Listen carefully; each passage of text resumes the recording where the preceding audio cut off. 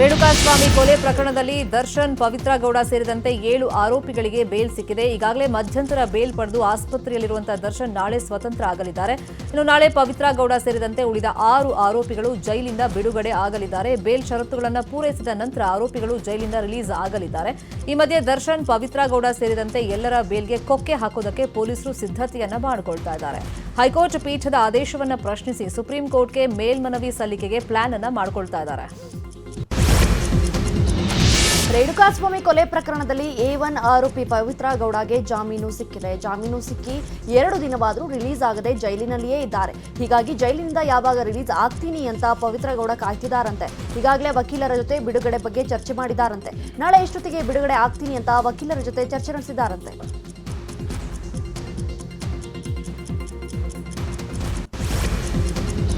ಇದೀಗ ರಾಜ್ಯದ ಪ್ರಮುಖ ಸುದ್ದಿ. ಶ್ರೀರಂಗಪಟ್ಟಣದಲ್ಲಿ ಹನುಮ ಸಂಕೀರ್ತನಾ ಯಾತ್ರೆ ನಡೀತಾ ಇದೆ. ಸಂಕೀರ್ತನಾ ಯಾತ್ರೆಗೆ ನೂರಾರು ಹನುಮ ಮಾಲಾಧಾರಿಗಳು ಆಗಮಿಸಿದ್ದಾರೆ. ಯಾತ್ರೆ ಹಿನ್ನೆಲೆಯಲ್ಲಿ ಶ್ರೀರಂಗಪಟ್ಟಣ ಸಂಪೂರ್ಣವಾಗಿ ಕೇಸರಿಮಯವಾಗಿದ್ದು, ನಿಮಿಷಾಂಬ ದೇಗುಲದ ಬಳಿಯಲ್ಲಿ ಯಾತ್ರೆಗೆ ಕೆಲ ಹೊತ್ತಲ್ಲೇ ಚಾಲನೆ ಸಿಗಲಿದೆ. ಸಂಕೀರ್ತನಾ ಯಾತ್ರೆ ಹಿನ್ನೆಲೆಯಲ್ಲಿ ಮತ್ತೆ ಜಾಮಿಯಾ ಮಸೀದಿ ವಿವಾದ ಮುನ್ನೆಲೆಗೆ ಬಂದಿದೆ. ಹನುಮ ಸಂಕೀರ್ತನಾ ಯಾತ್ರೆ ಹಿನ್ನೆಲೆಯಲ್ಲಿ ಜಾಮಿಯಾ ಮಸೀದಿಗೆ ಸಾರ್ವಜನಿಕರ ನಿರ್ಬಂಧವನ್ನು ಹೇರಲಾಗಿದೆ. ಶ್ರೀರಂಗಪಟ್ಟಣದಲ್ಲಿ ನಡೆಯುತ್ತಿರುವ ಹನುಮ ಮಾಲಾಧಾರಿಗಳ ಸಂಕೀರ್ತನ ಯಾತ್ರೆ ಬಿಗಿ ಭದ್ರತೆ ಕೈಗೊಳ್ಳಲಾಗಿದೆ. 1700 ಪೊಲೀಸರು, 300 ಆಫೀಸರ್ಸ್, 10 KSRP, 4 ಡ್ರೋನ್ಗಳು, 30 ಕ್ಯಾಮೆರಾಗಳು, 112 ಸಿಸಿ ಕ್ಯಾಮೆರಾಸ್, 3 ಜನ SP, 3 ಜನ ಅಡಿಷನಲ್ SP ಹಾಗೂ ಒಬ್ಬರು DIGಯನ್ನು ಭದ್ರತೆಗೆ ನಿಯೋಜನೆ ಮಾಡಲಾಗಿದೆ. ಸಂಕೀರ್ತನ ಯಾತ್ರೆಗೆ ಭದ್ರತೆ ಬಗ್ಗೆ ಮಂಡ್ಯ SP ಮಾಹಿತಿ ಕೊಟ್ಟಿದ್ದಾರೆ. ಶ್ರೀರಂಗಪಟ್ಟಣದಲ್ಲಿ ನಡೆಯುತ್ತಿರುವಂತಹ ಸಂಕೀರ್ತನಾ ಯಾತ್ರೆಗೆ ಟಿಪ್ಪು ಬಾಯ್ಸ್ ಗ್ರೂಪ್ನ ಭಯ ಕಾಡ್ತಾ ಇದೆ. ಹನುಮ ಯಾತ್ರೆಗೆ ಟಿಪ್ಪು ಬಾಯ್ಸ್ ಹಾಗೂ SDPI ಕಾರ್ಯಕರ್ತರು ಬರ್ತಾ ಇದ್ದಾರಂತೆ. ಈ ಬಗ್ಗೆ ಪೊಲೀಸರು ಎಚ್ಚರಿಕೆಯ ಕ್ರಮ ಕೈಗೊಂಡಿದ್ದಾರೆ. ಈ ಬಗ್ಗೆ ಮಾತನಾಡಿದ ಮಂಡ್ಯ SP, ಅನ್ಯ ಸಮುದಾಯದ ಯುವಕರು ವಿಡಿಯೋ ಮಾಡೋದಕ್ಕೆ ಬರೋ ವಿಚಾರ ಸಿಕ್ಕಿದೆ, ಆದರೆ ಹೊರಗಿನಿಂದ ಬಂದು ವಿಡಿಯೋ ಮಾಡೋದಕ್ಕೆ ಬಿಡಲ್ಲ ಅಂತ ಹೇಳಿ ಮಲ್ಲಿಕಾರ್ಜುನ ಬಾಲ್ದಂಡಿ ಹೇಳಿದ್ದಾರೆ. ರಾಜ್ಯ ಸರ್ಕಾರದ ಮಹತ್ವಾಕಾಂಕ್ಷೆಯ ಗೃಹಲಕ್ಷ್ಮಿ ಯೋಜನೆ ಅನುಷ್ಠಾನಗೊಂಡಾಗಿನಿಂದ ರಾಜ್ಯದಲ್ಲಿ ತನ್ನದೇ ಆದ ಸದ್ದನ್ನ ಮಾಡ್ತಾ ಇದೆ. ಗೃಹಲಕ್ಷ್ಮಿ ಯೋಜನೆಯಡಿ ಪ್ರತಿ ತಿಂಗಳು ನೀಡುತ್ತಿರುವ 2,000 ರೂಪಾಯಿ ಹಣ ಕೂಡಿಟ್ಟು ಗದಗ ಜಿಲ್ಲೆಯ ಗಜೇಂದ್ರಗಢ ಪಟ್ಟಣದ ಮಾಲಾಧಾರ, ಓಣಿಯ ಅತ್ತೆ ಹಾಗೂ ಸೊಸೆ ಬೋರ್ವೆಲ್ನ ಕೊರೆಸಿದ್ದಾರೆ. ಬೋರ್ವೆಲ್ನಿಂದ ಒಳ್ಳೆಯ ನೀರನ್ನು ಪಡೆದಿದ್ದಾರೆ. ಅತ್ತೆ ಮಾಬೂಬಿ, ಸೊಸೆ ರೋಷನ್ ಬೇಗಂ CMಗೆ ಕೃತಜ್ಞತೆಯನ್ನ ತಿಳಿಸಿದ್ದಾರೆ.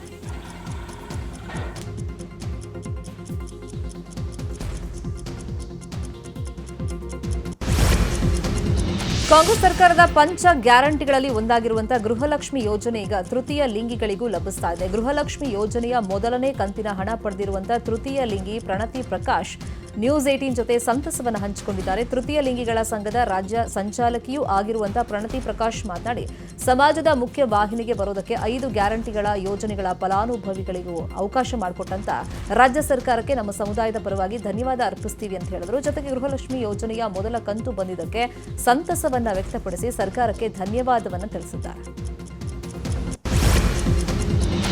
ಪಶ್ಚಿಮ ಘಟ್ಟಗಳ ಸಾಲಿನಲ್ಲಿ ಮತ್ತೆ ನಕ್ಸಲ್ ಚಟುವಟಿಕೆ ಬೆನ್ನಲ್ಲೇ ಮೋಸ್ಟ್ ವಾಂಟೆಡ್ ನಕ್ಸಲ್ ಮುಂಡಗಾರು ಲತಾ ಸ್ವಗ್ರಾಮಕ್ಕೆ ಪೇಜಾವರ ಶ್ರೀಗಳು ಭೇಟಿ ಕೊಟ್ಟಿದ್ದಾರೆ.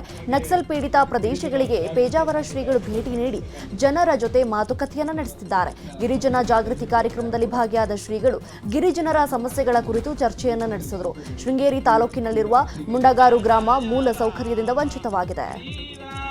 ಜಯ ರಾಮ ಜಯ ಜಯ ರಾಮ ಶ್ರೀರಾಮ ಶ್ರೀರಾಮ ಜಯ ರಾಮ ಜಯ ಜಯ ರಾಮ ಶ್ರೀರಾಮ.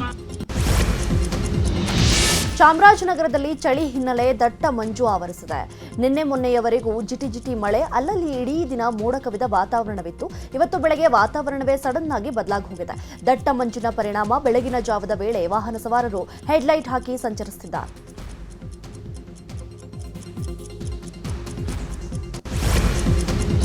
ಬೀದರ್ನ ಜಾನಪದ ವಿಶ್ವವಿದ್ಯಾಲಯ ಪ್ರಾದೇಶಿಕ ಅಧ್ಯಯನ ಕೇಂದ್ರಕ್ಕೆ ಗ್ರಹಣ ಹಿಡಿದಿದೆ. 2013ರಿಂದ ಆರಂಭಗೊಂಡಿರುವಂತಹ ಈ ಪ್ರಾದೇಶಿಕ ಅಧ್ಯಯನ ಕೇಂದ್ರದಲ್ಲಿ ಕಳೆದೊಂದು ವರ್ಷದಿಂದ ತರಗತಿಗಳಿಲ್ಲದೆ ವಿದ್ಯಾರ್ಥಿಗಳು ಕಂಗಾಲಾಗಿದ್ದಾರೆ. ಡಿಪ್ಲೊಮೊ, ಸರ್ಟಿಫಿಕೇಟ್ ಕೋರ್ಸ್ ಹಾಗೂ PG ಕೋರ್ಸ್ ಸೇರಿ 80ಕ್ಕೂ ಅಧಿಕ ವಿದ್ಯಾರ್ಥಿಗಳು ಪ್ರವೇಶ ಪಡೆದಿದ್ದಾರೆ. ತಿಂಗಳಿಂದ ಸಂಬಳ ಕೊಟ್ಟಿಲ್ಲ ಅಂತ ವಿಶ್ವವಿದ್ಯಾಲಯ ಮತ್ತು ಉಪನ್ಯಾಸಕರ ಗುದ್ದಾಟಕ್ಕೆ ವಿದ್ಯಾರ್ಥಿಗಳು ಪರದಾಡುವಂತಾಗಿದೆ. ಕೂಡಲೇ ಅಧ್ಯಯನ ಕೇಂದ್ರ ಪುನರ್ ಆರಂಭಿಸುವಂತೆ ಕಲಾವಿದರು ಮನವಿಯನ್ನು ಮಾಡಿದ್ದಾರೆ. ಪ್ರಧಾನಿ ನರೇಂದ್ರ ಮೋದಿ ಅವರಿಗಾಗಿ ಬೆಂಗಳೂರಿನಲ್ಲಿ ಸ್ಪೆಷಲ್ ಗಿಫ್ಟ್ ಸಿದ್ಧಗೊಂಡಿದೆ. ವಿಶೇಷವಾದ ಉಡುಗೊರೆಯನ್ನ ರಾಜ್ಯದ ಮುಖ್ಯ ಕಾರ್ಯದರ್ಶಿ ಶಾಲಿನಿ ರಜನೀಶ್ ಪ್ರಧಾನಿ ಅವರಿಗೆ ನೀಡುತ್ತಿದ್ದಾರೆ. ಪ್ರಧಾನಿ ಮೋದಿ ವೇಸ್ಟ್ ಮ್ಯಾನೇಜ್ಮೆಂಟ್ ರೀಸೈಕಲ್ ಬಗ್ಗೆ ಹೆಚ್ಚು ಒತ್ತು ಕೊಡುತ್ತಿದ್ದಾರೆ. ಈ ಬಗ್ಗೆ ಎಲ್ಲಾ ರಾಜ್ಯದ ಮುಖ್ಯ ಕಾರ್ಯದರ್ಶಿಗಳ ಜೊತೆ ಪ್ರಧಾನಿ ಮೋದಿ ಅವರು ಸಭೆ ನಡೆಸಲಿದ್ದಾರೆ. ಈ ಹಿನ್ನೆಲೆ ಮೋದಿಗಾಗಿ ವೇಸ್ಟೇಜ್ ವಸ್ತುಗಳಿಂದ ತಯಾರಿಸಿದ ಸ್ಪೆಷಲ್ ಗಿಫ್ಟ್ಗಳನ್ನು ನೀಡಲಾಗ್ತಾ ಇದೆ.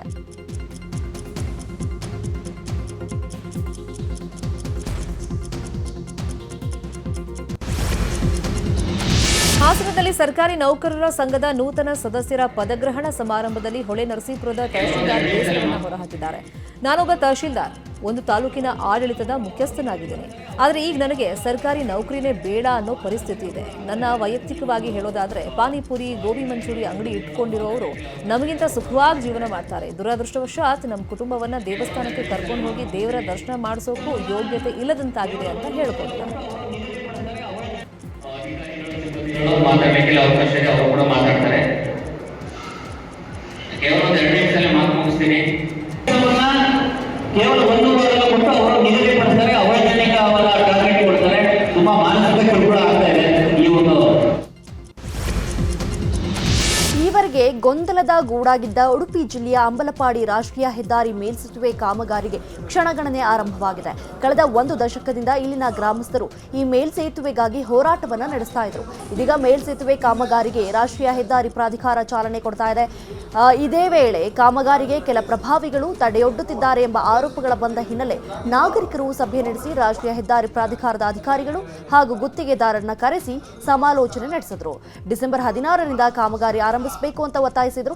ಶಾಸಕ ಯಶ್ವಾಲ್ ಸುವರ್ಣ ಸಹಿತ ಸ್ಥಳೀಯ ಜನಪ್ರತಿನಿಧಿಗಳು ಹಾಜರಿದ್ದರು.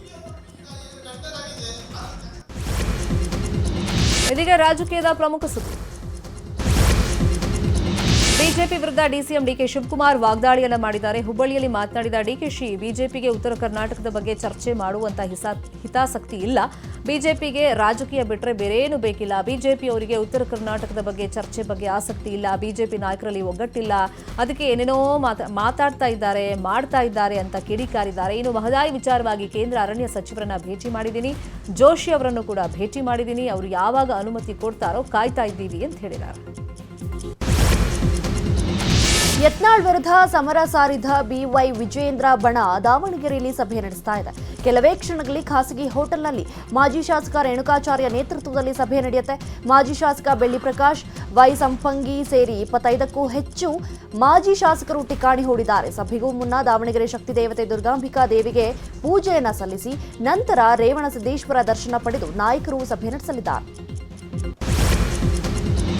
ಸಿಎಂ ಸಿದ್ದರಾಮಯ್ಯ ಗದಗ ಜಿಲ್ಲಾ ಪ್ರವಾಸವನ್ನು ಕೈಗೊಂಡಿದ್ದಾರೆ. ವಿವಿಧ ಅಭಿವೃದ್ಧಿ ಕಾಮಗಾರಿಗಳ ಉದ್ಘಾಟನೆ ಹಾಗೂ ಶಂಕುಸ್ಥಾಪನೆಯನ್ನ ಮಾಡಲಿದ್ದಾರೆ. ಕೆಲ ಹೊತ್ತಲ್ಲೇ ಹರ್ಲಾಪುರ ಗ್ರಾಮಕ್ಕೆ ಸಿಎಂ ಸಿದ್ದರಾಮಯ್ಯ ಆಗಮಿಸಲಿದ್ದು ಬೀರಲಿಂಗೇಶ್ವರ ಹಾಗೂ ಮಾಳಿಂಗರಾಯ ದೇವಸ್ಥಾನ ಉದ್ಘಾಟನೆಯನ್ನ ಮಾಡಲಿದ್ದಾರೆ. ಮಧ್ಯಾಹ್ನ 12ಕ್ಕೆ ರೋಣಪಟ್ಟಣಕ್ಕೆ ತೆರಳಿ ವಿವಿಧ ಅಭಿವೃದ್ಧಿ ಕಾಮಗಾರಿಗಳಿಗೆ ಚಾಲನೆಯನ್ನ ನೀಡಲಿದ್ದಾರೆ. ಸಿಎಂಗೆ ಉಸ್ತುವಾರಿ ಸಚಿವ ಎಚ್ಕೆ ಪಾಟೀಲ್, ರೋಣ ಶಾಸಕ ಜಿಎಸ್ ಪಾಟೀಲ್ ಸೇರಿದಂತೆ ಹಲವು ಗಣ್ಯರು ಸಾಥನ್ನ ನೀಡಲಿದ್ದಾರೆ. ರಾಜ್ಯದಲ್ಲಿ ಹೆಚ್ಚುತ್ತಿರುವ ಬಾಣಂತಿಯರು, ಶಿಶುಗಳ ಸಾವಿನ ಪ್ರಕರಣವನ್ನು ಖಂಡಿಸಿ ಬಿಜೆಪಿ ಮಹಿಳಾ ಮೋರ್ಚಾ ಪ್ರತಿಭಟನೆಗೆ ಮುಂದಾಗಿದೆ. ನಾಳೆ ಸುವರ್ಣಸೌಧ ಮುತ್ತಿಗೆಗೆ ಬಿಜೆಪಿ ಮಹಿಳಾ ಘಟಕ ಮುಂದಾಗಿದೆ. ಜೊತೆಗೆ ಶಕ್ತಿ ಯೋಜನೆಯಿಂದ ಅನೇಕ ಸಾವು ನೋವುಗಳು ಸಂಭವಿಸುತ್ತವೆ. ರಾಜ್ಯದಲ್ಲಿ ಮಹಿಳೆಯರು ಸುರಕ್ಷಿತವಾಗಿಲ್ಲ. ನಾಳೆ ಮಾಲಿನಿ ಸಿಟಿಯಲ್ಲಿ ಸಮಾವೇಶ ನಡೆಸಿ ಬಳಿಕ ಸುವರ್ಣಸೌಧ ಮುತ್ತಿಗೆ ಹಾಕುವುದಾಗಿ ಬಿಜೆಪಿ ಕರೆ ಕೊಟ್ಟಿದೆ. ಆರ್ಟಿಐ ಕಾರ್ಯಕರ್ತ ಸ್ನೇಹಮಯಿ ಕೃಷ್ಣ ವಿರುದ್ಧ ಎಫ್ಐಆರ್ ದಾಖಲಾಗಿದೆ. ಮೈಸೂರಿನ ಕೃಷ್ಣರಾಜ ಠಾಣೆಯಲ್ಲಿ ದೂರು ದಾಖಲಾಗಿದ್ದು ಚಾಮುಂಡೇಶ್ವರಿ ದೇಗುಲ ಕಾರ್ಯದರ್ಶಿ ರೂಪಾ ನೀಡಿದ ದೂರಿನ ಅಡಿ ಎಫ್ಐಆರ್ ದಾಖಲಿಸಲಾಗಿದೆ. ಚಾಮುಂಡಿ ಬೆಟ್ಟದಲ್ಲಿ ಸೀರೆಗಳ ಬಂಡಲ್ ತೆಗೆದುಕೊಂಡು ಮನೆಗೆ ಹೋಗಿದ್ದಾರೆ ಅಂತ ಸ್ನೇಹಮಯಿ ಕೃಷ್ಣ ದೂರನ್ನ ಸಲ್ಲಿಸಿದ್ರು. ಬಳಿಕ ಕಾರ್ಯದರ್ಶಿ ರೂಪಾ ಅದು ಸೀರೆಗಳಲ್ಲ, ಫೈಲ್ಗಳು ಅಂತ ಸ್ಪಷ್ಟನೆ ಕೊಟ್ಟಿದ್ರು. ಇದೀಗ ಸ್ನೇಹಮಯಿ ಕೃಷ್ಣ ಸರ್ಕಾರಿ ಕೆಲಸಕ್ಕೆ, ಕರ್ತವ್ಯಕ್ಕೆ ಅಡ್ಡಿ ಮಾಡಿದ್ದಾರೆ ಅಂತ ದೂರು ದಾಖಲಿಸಿದ್ದಾರೆ. ಮಹಾರಾಷ್ಟ್ರದಲ್ಲಿ ಮಹಾಯುತಿ ಸರ್ಕಾರ ರಚನೆಯಾಗಿದೆ. ಇವತ್ತು ಮಹಾರಾಷ್ಟ್ರ ಸರ್ಕಾರದ ಸಚಿವ ಸಂಪುಟ ವಿಸ್ತರಣೆ ಆಗಲಿದೆ. ನಾಗ್ಪುರದಲ್ಲಿ 30ರಿಂದ 32 ಸಚಿವರು ಪ್ರಮಾಣ ವಚನ ಸ್ವೀಕಾರ ಮಾಡಲಿದ್ದಾರೆ. ಇದಕ್ಕೂ ಮುನ್ನ ಪ್ರಧಾನಿ ಮೋದಿ, ಕೇಂದ್ರ ಗೃಹ ಸಚಿವ ಅಮಿತ್ ಶಾ ಮತ್ತು ಬಿಜೆಪಿ ಅಧ್ಯಕ್ಷ ಜೆಪಿ ನಡ್ಡಾ ಸಂಪುಟ ವಿಸ್ತರಣೆ ಬಗ್ಗೆ ಚರ್ಚೆ ನಡೆಸಿದ್ದಾರೆ. ಇನ್ನು ನಾಳೆಯಿಂದ ಮಹಾರಾಷ್ಟ್ರದ ಚಳಿಗಾಲದ ಅಧಿವೇಶನ ನಡೆಯಲಿದ್ದು ಅದಕ್ಕೂ ಮುನ್ನ ಸಂಪುಟ ವಿಸ್ತರಣೆಯಾಗುವ ಸಾಧ್ಯತೆ ಇದೆ. ಮೂಲಗಳ ಪ್ರಕಾರ ಬಿಜೆಪಿಗೆ 20 ಹಾಗೂ ಶಿವಸೇನೆ ಹಾಗೂ ಎಸ್ಸಿಪಿಗೆ ತಲಾ 10 ಸ್ಥಾನ ಹಂಚಿಕೆಯಾಗಿದೆಯಂತೆ. ಗೃಹ ಖಾತೆಯನ್ನ ಬಿಜೆಪಿ ಉಳಿಸಿಕೊಳ್ಳುವ ಸಾಧ್ಯತೆ ಇದೆ. ಪಿಡಬ್ಲ್ಯೂಡಿ ಮತ್ತು ನಗರಾಭಿವೃದ್ಧಿ ಖಾತೆ ಶಿಂಧೆ ಬಣಕ್ಕೆ ಸಿಗಬಹುದು ಅಂತ ಹೇಳಲಾಗ್ತಾ ಇದೆ. ಇನ್ನು ಅಜಿತ್ ಪವಾರ್ ಹಣಕಾಸು ಖಾತೆಯನ್ನು ಉಳಿಸಿಕೊಳ್ಳುವ ಸಾಧ್ಯತೆ ಇದೆ. ವಿವಿಧ ಬೇಡಿಕೆ ಈಡೇರಿಕೆಗೆ ಒತ್ತಾಯಿಸಿ ದೆಹಲಿ ಗಡಿಯಲ್ಲಿ ರೈತರು ಪ್ರತಿಭಟನೆ ಮಾಡ್ತಾ ಇದ್ದಾರೆ. ದೆಹಲಿಯೊಳಗೆ ರೈತರ ಪ್ರವೇಶಕ್ಕೆ ಪೊಲೀಸರು ತಡೆಯೊಡ್ಡಿದ್ದಾರೆ. ಹರಿಯಾಣ ಗಡಿ ಶಂಭು ಬಾರ್ಡರ್ನಲ್ಲಿ ದೊಡ್ಡ ಬ್ಯಾರಿಕೇಡ್ ನಿರ್ಮಿಸಿ ರೈತರನ್ನ ತಡೆಯಲಾಗಿದೆ. ರೈತರು ದೆಹಲಿ ಚಲೋಗೆ ಮುಂದಾದರೆ ಅವರ ಮೇಲೆ ಅಶ್ರುವಾಯು ಹಾಗೂ ಜಲಫಿರಂಗಿಗಳನ್ನ ಬಳಕೆ ಮಾಡಲಾಗ್ತಾ ಇದೆ.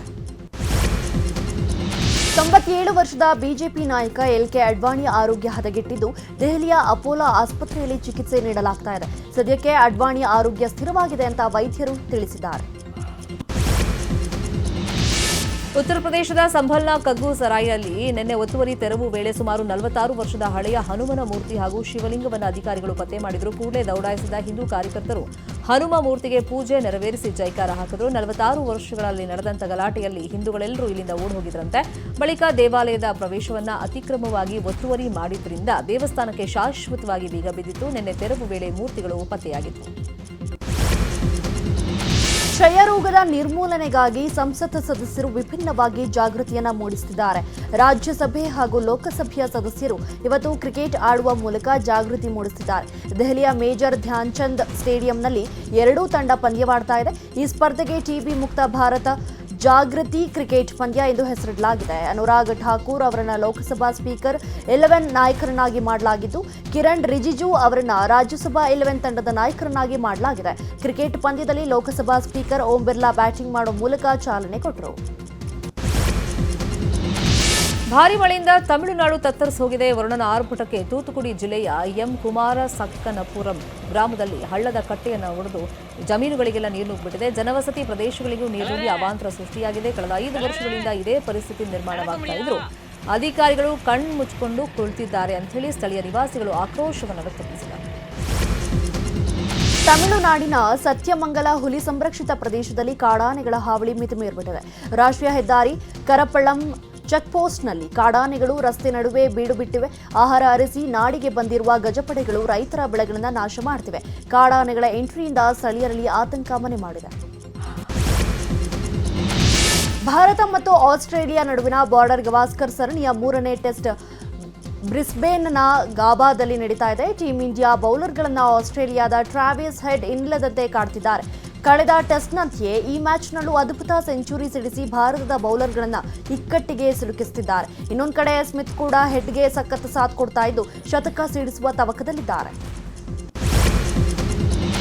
ಆಸ್ಟ್ರೇಲಿಯಾ ಮಹಿಳಾ ತಂಡದ ವಿರುದ್ಧದ 3 ಪಂದ್ಯಗಳ ಏಕದಿನ ಸರಣಿಯನ್ನ 3-0 ಅಂತರದಿಂದ ಸೋತಿರುವಂತಹ ಹರ್ಮನ್ ಪ್ರೀತ್ ಪಡೆ ಇದೀಗ ವೆಸ್ಟ್ ಇಂಡೀಸ್ ತಂಡವನ್ನು ಎದುರಿಸಲು ಸಿದ್ಧವಾಗಿದೆ. ಇಂದಿನಿಂದ ವೆಸ್ಟ್ ಇಂಡೀಸ್ ವಿರುದ್ಧ ತವರಿನಲ್ಲಿ 3 ಪಂದ್ಯಗಳ T20 ಸರಣಿ ಆಡಲಿದೆ. 3 ಪಂದ್ಯಗಳಿಗೂ ಡಿವೈ ಪಾಟೀಲ್ ಕ್ರೀಡಾಂಗಣ ಆತಿಥ್ಯವನ್ನು ವಹಿಸಲಿದೆ. ಹರ್ಮನ್ ಪ್ರೀತ್ ಕೌರ್ ಬ್ಯಾಟಿಂಗ್ ಜೊತೆ ನಾಯಕತ್ವದಲ್ಲೂ ವಿಫಲರಾಗ್ತಾ ಇದ್ದು ಅವರ ಮೇಲೆ ಭಾರೀ ಒತ್ತಡವಿದೆ. 2025ರ ವಿಮೆನ್ಸ್ ಪ್ರೀಮಿಯರ್ ಲೀಗ್ ಆಟಗಾರ್ತಿಯರ ಮಿನಿ ಹರಾಜು ಇವತ್ತು ಬೆಂಗಳೂರಿನಲ್ಲಿ ನಡೆಯಲಿದೆ.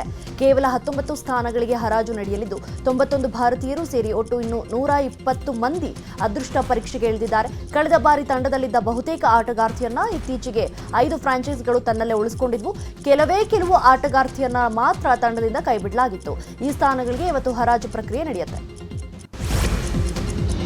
ಇಂದು ಸೈಯದ್ ಮುಷ್ತಾಕ್ ಅಲಿ T20 ಟೂರ್ನಿಯ ಫೈನಲ್ ಮ್ಯಾಚ್ ನಡೆಯಲಿದೆ. ಫೈನಲ್ನಲ್ಲಿ ಮುಂಬೈ ಹಾಗೂ ಮಧ್ಯಪ್ರದೇಶ ಟೀಮ್ಗಳು ಸೆಣಸಾಟವನ್ನು ನಡೆಸುತ್ತವೆ. ಚಾಂಪಿಯನ್ ಮುಂಬೈ 2ನೇ ಟ್ರೋಫಿ ಮೇಲೆ ಕಣ್ಣಿಟ್ಟಿದ್ದು ಮೊದಲ ಬಾರಿಗೆ ಫೈನಲ್ಗೇರಿರುವಂತಹ ಮಧ್ಯಪ್ರದೇಶ ಚೊಚ್ಚಲ ಪ್ರಶಸ್ತಿ ಗೆಲ್ಲುವಂತ ನಿರೀಕ್ಷೆಯಲ್ಲಿದೆ. ಇನ್ನು ಫೈನಲ್ ಪಂದ್ಯಕ್ಕೆ ಬೆಂಗಳೂರಿನ ಚಿನ್ನಸ್ವಾಮಿ ಸ್ಟೇಡಿಯಂ ಆತಿಥ್ಯವನ್ನು ವಹಿಸಲಿದೆ.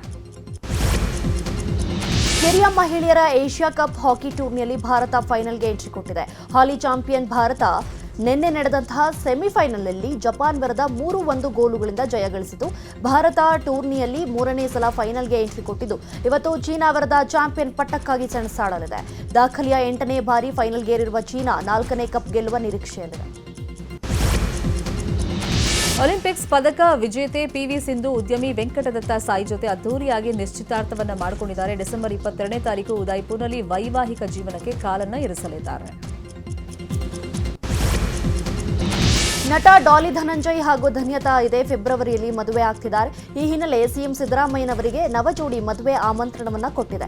ಇವತ್ತು ಸಿಎಂ ಸಿದ್ದರಾಮಯ್ಯ ಅವರನ್ನ ಭೇಟಿಯಾದ ಡಾಲಿ ಹಾಗೂ ಧನ್ಯತಾ ಸಿಎಂಗೆ ಮದುವೆಯ ಆಮಂತ್ರಣವನ್ನ ಕೊಟ್ಟಿದ್ದಾರೆ.